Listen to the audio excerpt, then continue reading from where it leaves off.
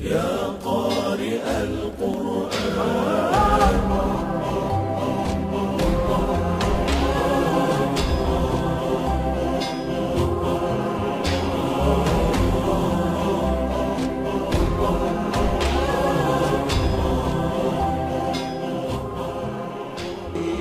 قالوا تالله تفتأ تذكر يوسف حتى تكون حرضا أو تكون من الهالكين.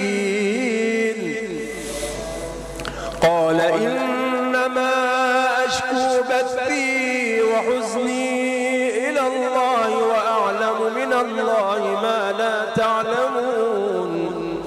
يا بني اذهبوا فتحسسوا من يوسف وأخيه ولا تيأسوا من روح الله إنه لا ييأس من روح الله إلا القوم الكافرون.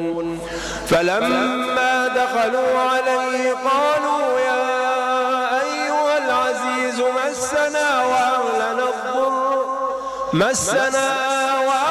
الضر وجئنا ببضاعة مزجاة فأوف لنا الكيل وتصدق علينا إن الله يجزي المتصدقين.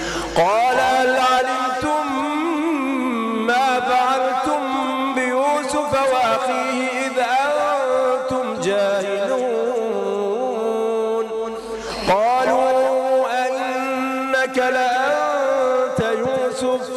قال أنا يوسف وهذا أخي قد من الله علينا إنه من يتق ويصبر فإن الله لا يضيع أجر المحسنين.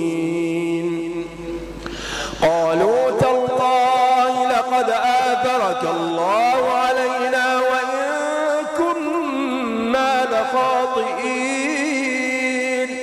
قال لا تثريب عليكم اليوم يغفر الله لكم وهو أرحم الراحمين. اذهبوا بقميصي هذا فألقوه على وجه أبي يأت بصيرا وأتوني بأهلكم أجمعين. ولما فصلت العير قال أبوهم إني لأجد ريح يوسف لولا أن تفندون. قالوا تالله إنك لفي ضلالك القديم.